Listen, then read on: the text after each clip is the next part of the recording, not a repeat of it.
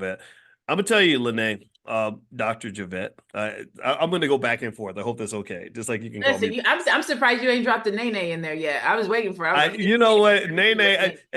You know what? I do call her. I do call you Nene, and I was like, if I say Nene, the internet's gonna run with that and be like, Dr. Boyce is calling her Nene. That's so scandalous.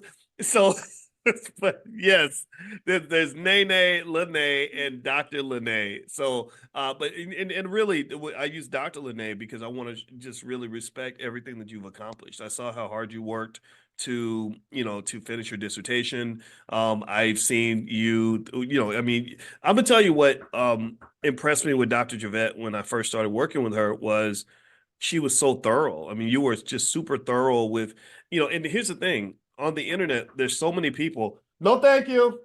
This is me yelling at the maid, telling them I don't need them to clean my room.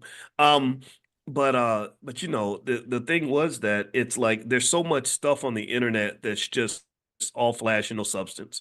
There are people out here, that don't know what they're talking about, but they do it in a flashy way, and then they charge you $30,000, and I guess people go for that.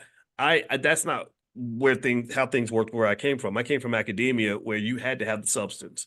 The flash didn't even matter in academia. It was all about the substance. So you get to the internet and it's like, okay, so you got to add flashy stuff onto the substance so people will see it. Like, okay, wait, I'm not used to actually, hanging out with rappers to convince you that financial literacy is important, right? But maybe we figure some of this out. But what was impressive to me is that when we worked on that first project, and I didn't care anything about the background, none of that stuff. That didn't matter to me. I just listened to you as a person. I was like, okay, she's smart.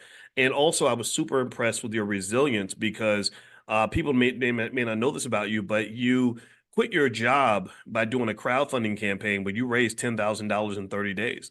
And you were just determined to do it and you stuck with it. And I was like, okay, this is impressive. I don't like working with weak people. I don't like working with scared people or people that are just gonna just give up when it gets hard. So I respect that. But then the other thing too was when we did work together on that first project, probably back in 2014, I said, man, this lady's on top of it. I mean, everything you did was like, whoa. So there's substance there. It's like there's a lot of meat. It's not a bunch of fat. So in addition to that, you've also, I'd say she passes in terms of the flashy test as well, in the sense of like, you're professional, you're awesome, people can see all that there on the surface, but I want people to understand that Dr. Lene's value is really everything that's beneath the surface. I mean, everything that's there. Like when you hang out with her and you learn from her or work with her, you're really gonna get a lot of value there. So I'm gonna go ahead and stop talking and basically ask you this. So you're coming to the All Black National Convention, like, so people Yes. can meet you there as well, which is October 25th to the 27th in Chicago, Illinois, Lombard, which is a suburb of Chicago, actually.